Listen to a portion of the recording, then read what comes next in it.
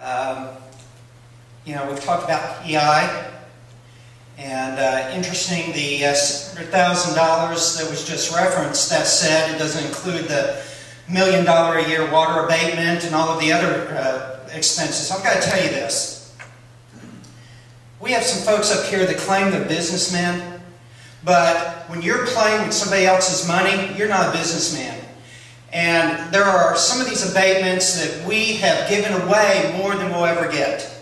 And we need to be concerned about that. So I'm sitting in city council meetings back in 2003, and they're talking about the TI deal. And I noticed that from our councilmen, there just are not any questions. I just don't. The staff is presenting. They're parading in executives that the councilmen are fawning over from TI. And by the way, I own TI stock, so this is nothing against TI. This is what are they doing over with our city council.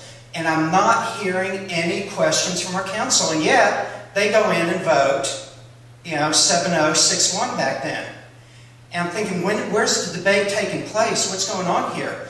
Well, many times I was asked to leave the work sessions as I went into closed session. I'm thinking, well, maybe that's where it's taking place. And then back in 2006, our council went off to Austin to have a city council meeting. Okay? And they were making decisions, important decisions there. And I couldn't make it to Austin that day. So I went to our city charter, and I'm thinking, let's look at this, let's see if they can do this. And they can't. So I brought it to the attention of several of the city councilmen and city attorney. And basically I was told, William, it's the way we do things. If you don't like it, you can sue the city. So I did. Right? That goes against my personality. But sometimes you just got to stand on principle and say, you know, we need an open government. We need transparency. If we're going to understand what our city council is doing, we need to be able to see what they're doing. And I've got to tell you this. At a certain point along the way, the city came to me and they said, William, you know, what do you want? What do you want?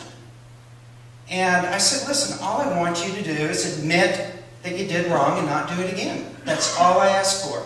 Didn't ask for money. Didn't ask for anything else. And the city couldn't do it. That's where we stand.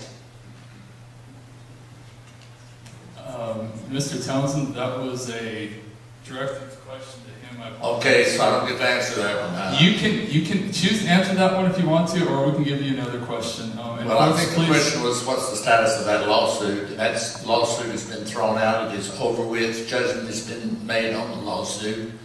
And we've asked for court costs to be paid by the people that sued. Okay. All right.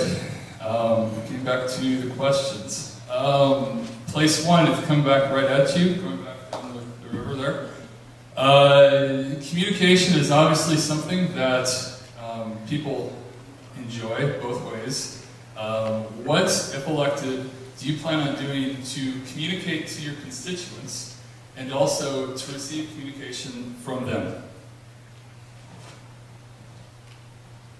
Well, I think personally I have a pretty good line of communication with all the constituents. To me, the primary, you know, we have a lot of great homeowner groups here in the city of Richardson.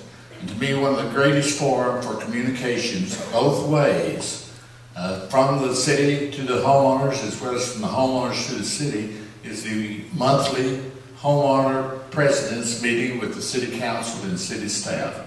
It's a great place for the citizens to learn what's going on in Richardson. It's a great place for us to know what the citizens are thinking about. We attend homeowner meetings so often. There are 52, 53 homeowner groups in Richardson, and so many of them ask us to come to their meetings. We get up in front of them, we answer questions, we present what's going on in the city, and so we have a great line of communication with the citizens right now.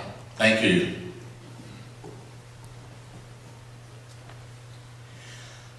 121